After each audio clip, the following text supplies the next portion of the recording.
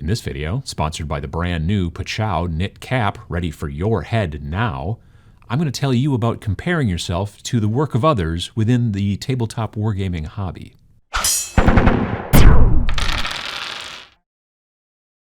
We've all been told time and time again that it's not a good idea to compare yourself to others. If you type comparing yourself to others into Google, you'll get a lot, and I do mean a lot, of articles. How to stop comparing yourself to others, the danger of comparing yourself to others, 13 things to do instead of comparing yourself to others, how to stop comparing yourself to others right now, and just it'll go for pages and pages and pages.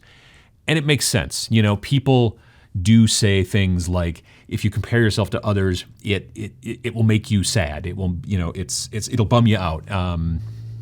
Comparing yourself is not a good idea. You hear all these things. Famous people say it even.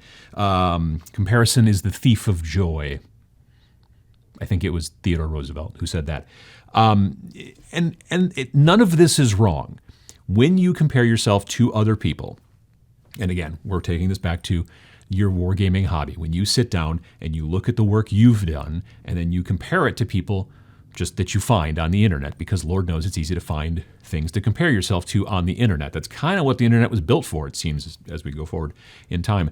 But when you sit down and look at it and go, well, that's amazing and astounding, and mine is hot garbage, well, you're not taking things into consideration like, did this person work for a very, very long time on this project? Did this person work for many, many, many years on their hobby in general? Has this person been painting for 25 years and you've been painting for 25 days? These comparisons, we all know this. Don't compare yourself to others. And if you don't know this, just pay attention. Don't compare yourself to others. When you have started out in the hobby and you're looking at it and you're like, man, I just don't look like all the stuff that I see on this box art, you know, painted by people who get paid to do this professionally. And it's so weird. Understand, it takes time. And you don't have to get there, ever, frankly. I will never enter into a painting contest because it's just not where I want to go. I want to get things done faster. I want to get things done more efficiently. I want to be happy with the look of my output, but I don't need to win awards. And, you know, everyone's different.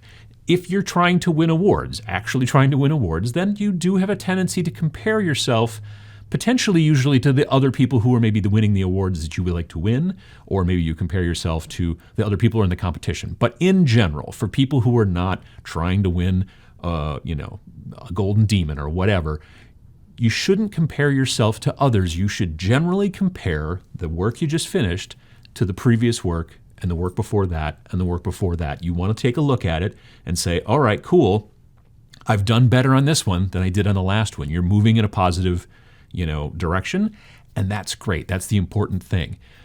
But sometimes comparison and looking, well, most times, are actually kind of a different thing. You should also probably not work completely within a vacuum. To sit down and say, look, I'm going to start painting my D&D miniatures, and I will never look at a tutorial. I will never look at Instagram. I will never look at a blog, and I'll just do. You can do it, but there's something to be said about looking at other people's work. The difference is looking and maybe getting ideas from it, getting inspiration, getting motivation, getting setting goals even, you know, like, I really think that this person's doing an amazing job with their wet blending. I hope to be better at wet blending someday because of the work that this person's doing. You're not saying, I'm going to be better than that person at wet blending. You're just looking at it, appreciating it, and understanding that you could do better to go in that direction. That's very important. Comparison, where you say, my stuff doesn't look like that, obviously, in most situations it's going to be the case, especially when you're looking at, again, the pros. But when you are just sitting and looking at stuff that the pros are putting out there and stuff that even non-pros are putting out there are plenty of people that I follow on Instagram that put out astounding looking work and do it in their free time for fun. You know, they're not even trying to enter or win any kind of awards. They just love to paint, and they keep doing it all the time at a high quality and like to put it out there for you to take a look at on Instagram or YouTube or blogs or whatever. And that stuff, if you look at it the right way, can really help your hobby and not hinder it like comparison can. So I just mentioned a couple of different ways in which looking at other people's work can be beneficial to you. You can get ideas.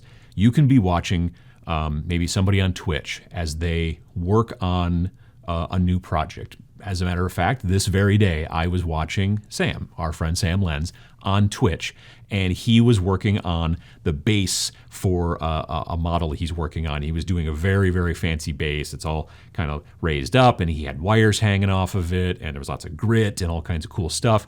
And just looking at how he's doing it and just not necessarily saying I'm going to do as good as that or I'm going to do better than that, but just looking at it going, I should maybe add a little bit more verticality to some of my models and try that out. Or, hey, he used a couple of little pieces of like GW terrain chunks that he just cut off, like little spires and little bits and things like that. I should do a little bit more of that in my work.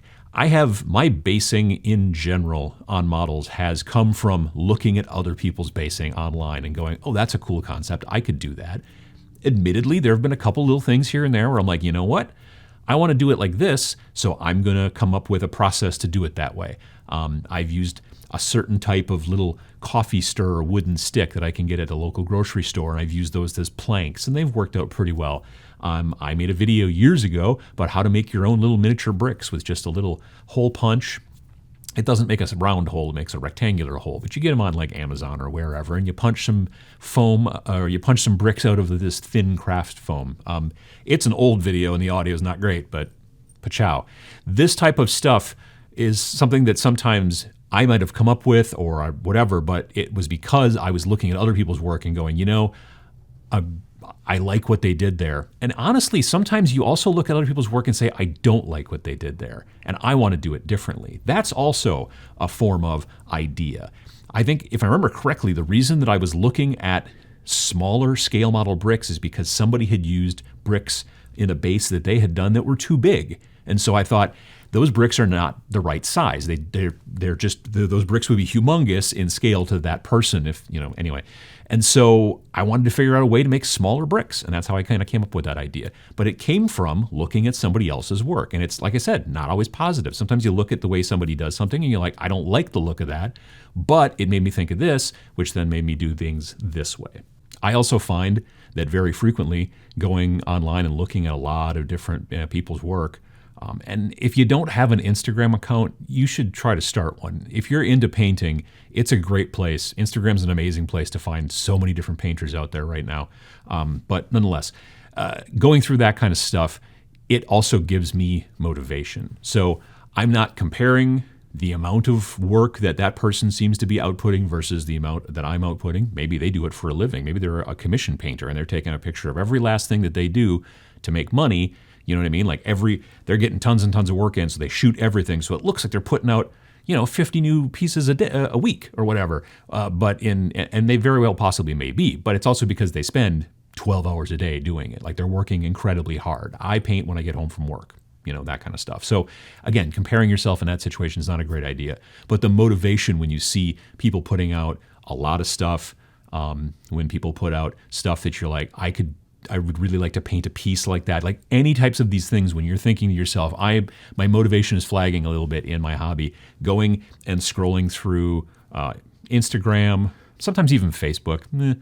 But, you can really find, I find at least, some motivation to really get me wanting to go forward and sit down and hobby some more. Because then maybe after I get done with it, I'll take some pictures of it and share it on Instagram as well.